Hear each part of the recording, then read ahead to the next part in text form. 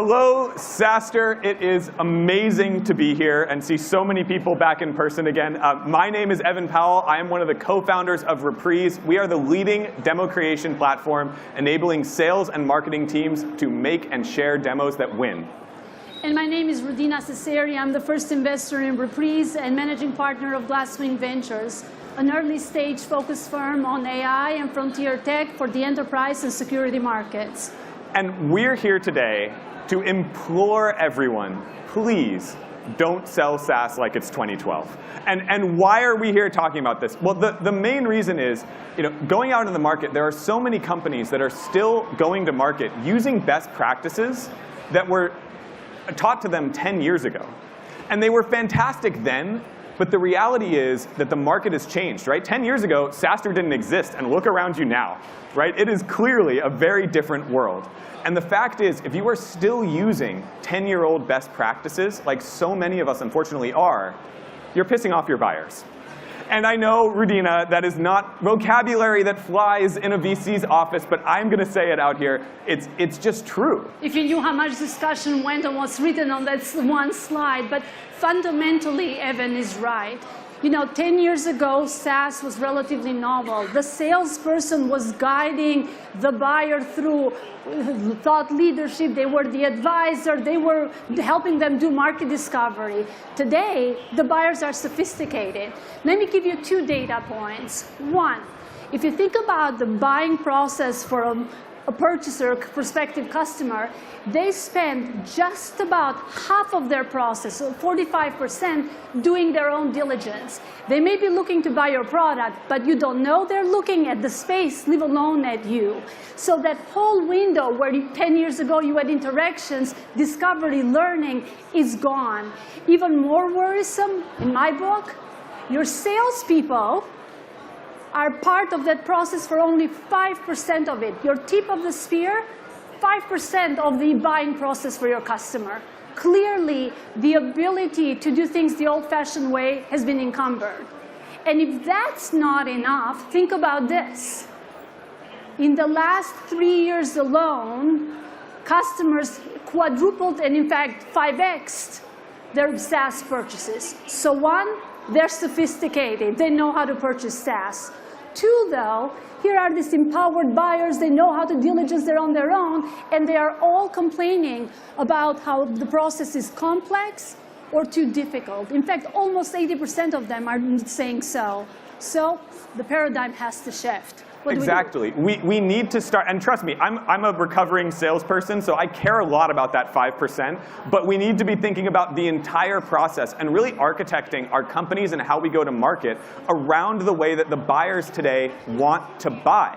And it's going to be the companies that figure this out that are going to be the ones that win over the next 10 years. And that's reflected in your traction. I mean, here's your VC talking, right? Boardroom, show me your ARR growth and all the sales metrics, where market demand for your product and velocity of sales are critical outputs. Well, they are directly correlated not just to what you are building, but how you are taking it to market, how you are selling it.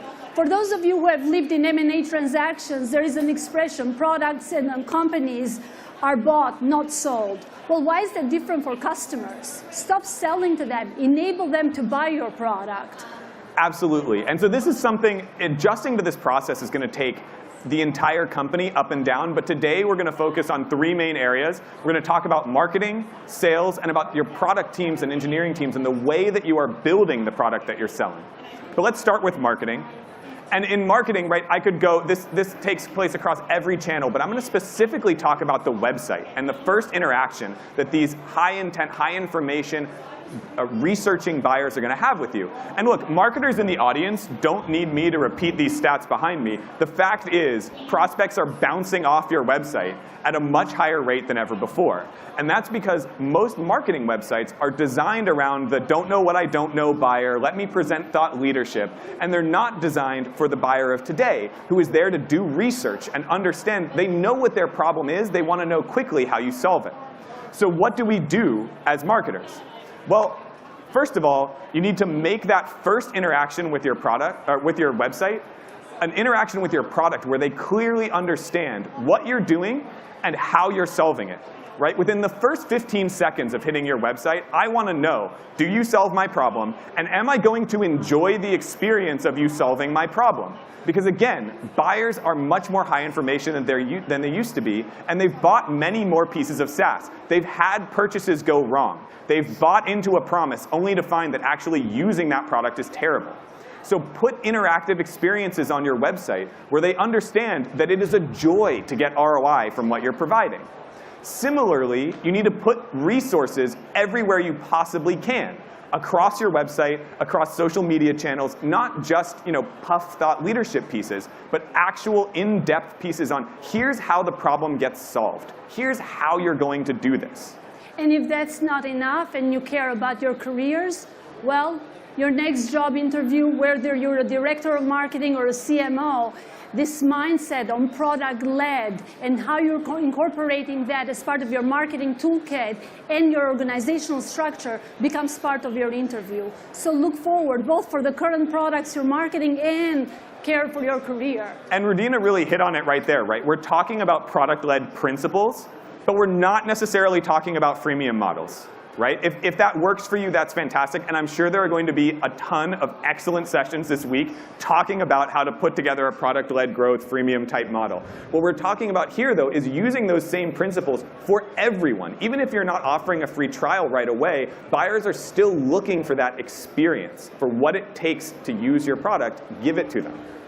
And so let's jump into sales, right? Once you've done this and you've got people excited about sales, the fact is, no one has the patience to participate in a discovery call before, or anymore, right? No one here in this audience has filled out a form and said, you know what I really want to do? Sit down for 30 minutes and answer 20 questions with a sales rep before getting a demo a week and a half from now, right? And on top of that, buyers are not putting you in the room with decision makers anymore. Yeah. Again, they've bought too many things. They've been led down that garden path only to have it not work out in the end. And so they're trying to keep salespeople at arm's length and run their own buying process. And as a part of that, they trust their experiences, what they feel, what they see, what they can touch, far more than anything you say to them as a salesperson. So again, as a salesperson, how do we go and deal with this? Yeah. First, kill the discovery call. And now you've met Evan Powell. And I'm serious about this. Please, kill the discovery call. And no, before all the salespeople in the room jump up and try to strangle me, I'm not saying don't do discovery. I'm saying don't have a 30-minute call where all you do is sit there and ask the prospect questions. I'm saying give them what they came for, right? And we're seeing this is annoying. If we just look at some things from my LinkedIn, right? This is just my own LinkedIn feed. Your prospects hate this so much that they're making social media posts about how much they hate this. Don't do a call that's just to fill in your CRM. And I think this is part of the thing where in sales we've inadvertently weaponized what I think is a good sales concept. It's give to get. And we've gotten too focused on the prospect has to give me information before they're going to get the demo. And in reality, it needs to be flipped on its head. We need to give them what they showed up for, and then we will get information in return. So one of the things we talk about a lot at Reprise is discovery through demo, right? Show them a piece of the product, what it would look like. You've done your pre-call research, and you're saying, so is this how that would relate to you based on something you know? And they're going to respond to that far more than they would if you just sat and gave them a question. They're going to say, yes, you know what, that's me, and here's how. Or, no, you know what, we'd actually use that a little bit differently. And you're getting the information you want through giving them the demo that they showed up to the call to get. But that's not all we can be doing. We also need to be empowering our champions, because again, they're not going to put us in the room with the buying committee. And by the way, empowering your champion doesn't mean you give them a PowerPoint deck or the 2-page PDF. That's over with. They're not going to use it. They're not going to open it. No, they're not going to read it, right? I can't tell you how many PDFs are sitting in my inbox unread. And by the way, I used to send them out when I was a sales rep, right? So I'm seeing this now personally. And so what we need to be doing is turning the champion into a sales rep for us. Give them the materials that we would want to be presenting to that group. But again, interactivity is key, right? Give them the demo that you wish you could give to the executives, and make sure that they're trained or put on rails so that they have to highlight the value props that you know matter to them. Give them sorts of, be on the call, say, hey, I know that you really liked that particular feature. I'm emailing a demo to you. You can now go and give that to your boss because you said that was the most important thing. Help make them the heroes. Yeah. And then, as you think about further, do you want to talk about the ROI? Oh, yeah, I think the other piece is making sure that the ROI can be felt through the materials that you're given. Yeah. Right? Not just that you give it, but how you give it. What does it feel like to get that? That's what you need to be baking into all of your sales engagement. So Evan has just covered the tip of the spear, your go-to-market organization. Well, let's look at product and engineering. I mean, it's not a hidden secret that there is always bumping of heads, for the most part, between the geniuses in the product and engineering team that are dreaming up innovation and frustration with how fast sales is moving, customer traction, finger pointing, let's fire so-and-so, let's change the go-to-market. And maybe you need to do that. You know, most of us are in startup land and we need to hone in and iterate. But it's fundamentally important that this new paradigm shift around how products are being bought is incorporated in the product and engineering teams. How? One idea. How about viewing sales as a core strategic piece of your product design? You know, having a great UX UI was the differentiation in 2012. Table stakes today. Do not send your sales and marketing people with an MVP and a list of features coming on the roadmap. Nobody will believe it. Buyers have been burned, buyers have heard the story, they will move on. So how can you incorporate that mindset that product interaction doesn't start once the customer has bought? It starts at the first moment that they see the product, whether you're sharing it through your website, whether you're doing a demo, whatever you are doing. And that's where your design process begins. And that is so key, right? I think in product, it's tempting to think about users as customers or people actually engaging with and trying to get something out of the product. In product teams, we need to be incorporating the prospect into our user group. Not just what is it like to use, but what is it like when someone sees this for the very first time? Does it make them excited? Do they want to go and buy it? And that's what buyers are kind of expecting now, because they're not being sold dreams. Yeah, and by the way, how about the other notion, understanding your customers' needs? Yes, we have the product people, they translate. Yes, we have those facets of the organization. But in this day and age, you can incorporate features that track, measure, and give you insight into your own usage. I mean, you know the code. Get that data. Why should you rely on what someone says versus actually knowing what they do for the set of customers that are already using your product? Figure out your features. Don't just sort of imagine things and continue to innovate in isolation. Don't simply rely on the other organizations. Create this feedback loop where you know for a fact how your product is being used. That's a mindset shift. Absolutely, and I think part of that too is listening to the way that your customers talk about their problem before they're customers. Yeah. Right? I think we can get really worked up into how we're designing it for people who already understand what we do. Is it obvious, based on the language that our prospects are using, that our product is going to solve their needs? And so this is something, I mean, there are plenty of tools out there to go out, listen to sales calls, and hear on the first call, before a prospect has actually understood your product, how are they describing that problem? And is it immediately obvious when they see a feature that it's going to solve it? And then the third bit, just to wrap this section of organizational design around sales, is around fundamentally, how do you as engineering and product and dev teams free up your own resources to go do what you love, coding, developing, innovating, and not get pulled into that sales engineering code. You get your coder, you get one of your best developers, now they have to go support the sales process on those calls. They don't love that. Or have you looked at your cloud bill lately? How much of that, your budget, is being eaten by those heavy demos? Welcome to 2012.